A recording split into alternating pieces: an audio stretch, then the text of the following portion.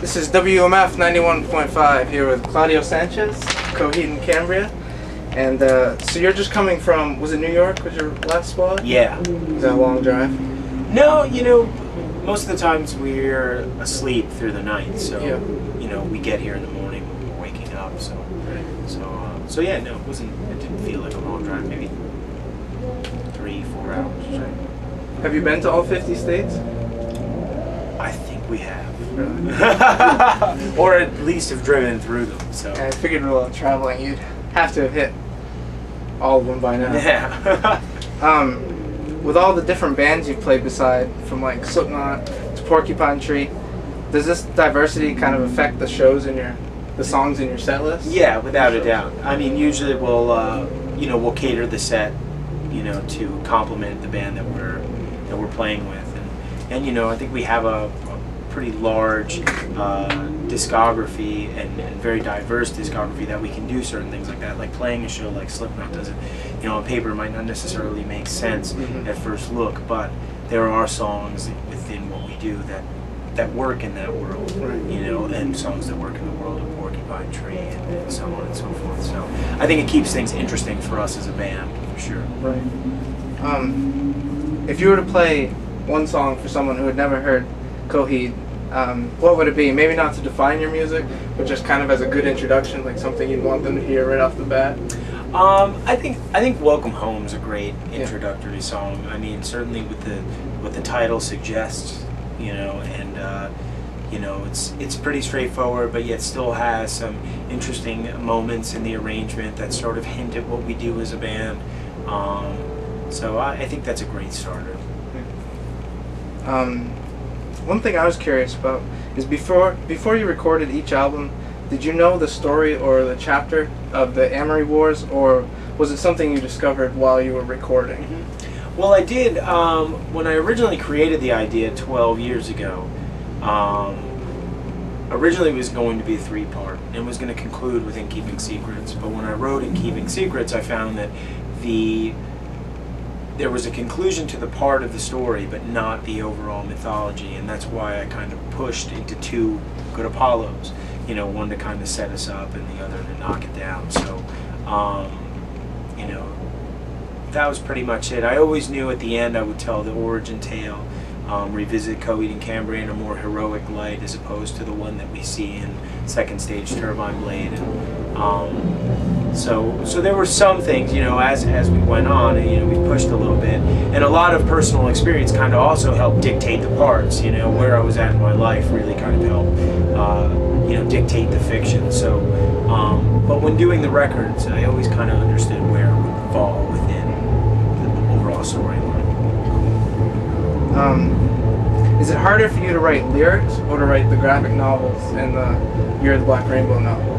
I think the lyrics have always been a challenge for me because, you know, when I created this idea because I was shy. I had a hard time confessing myself in lyrics, so I created this piece of fiction to essentially hide behind and use as a curtain. Like, all of the characters are very much based after real people, and the symbolism and so on and so forth.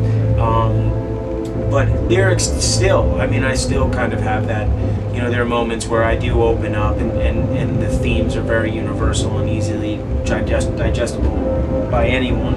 But there are those moments where it's still hard for me to really confess myself, and sometimes I do kind of blur the lines a little bit. So, I've read online that you plan to recreate and release the Good Apollo comics.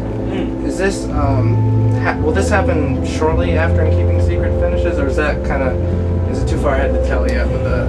Well, I mean, I think right now my plan is to complete In Keeping Secrets, and we're almost done with the scripts. We have 4 more scripts to go, so we're a little ahead of the game. But what I'd really like to do is revisit the prose format and do another novel and follow up Year of the Black Rainbow with Second Stage. So, I mean, we'll see. I mean,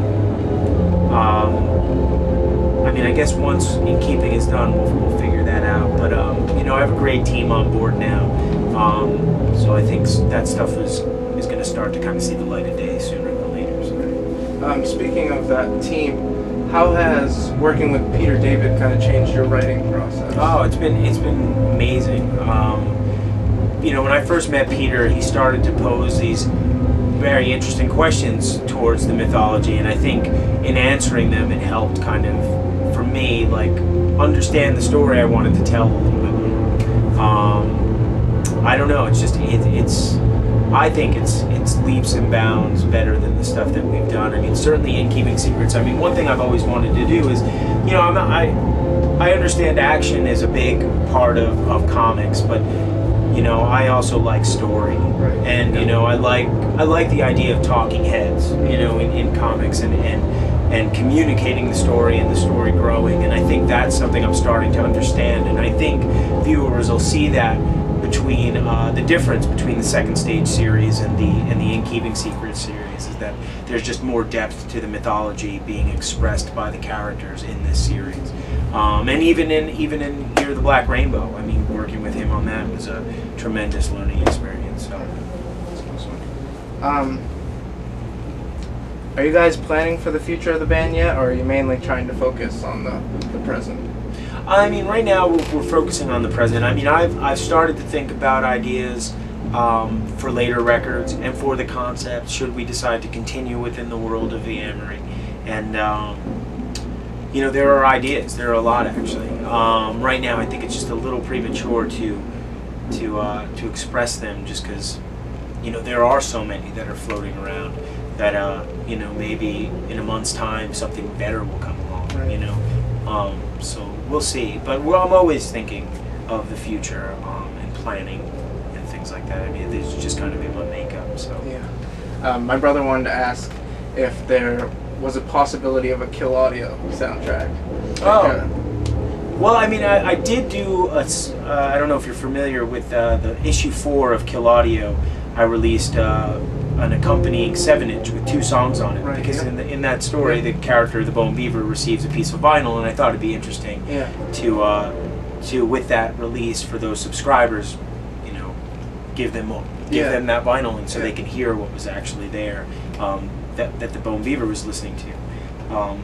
So I mean, maybe. I mean, my wife and I are actually working on Kill Audio 2 and a couple of other series that I've had just kind of floating around.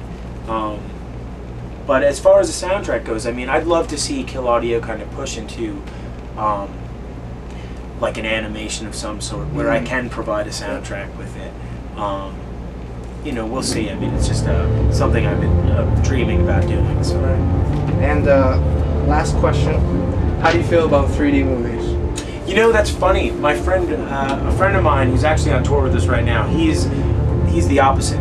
He likes to say that, you know, life is in 3D, and you know, why do you need a 3D movie? And I can understand his you know, where his standpoint, but at the same time, you know, there are monsters in 3D and cartoons in 3D, and that's not happening in the real world right now. So I think it's cool. I think it's certainly, you know, it's the progression of that medium, or you know, I enjoy 3D movie. Cool. So, well, this has been WMF with Claudio of Coheed and Cambria. Cool.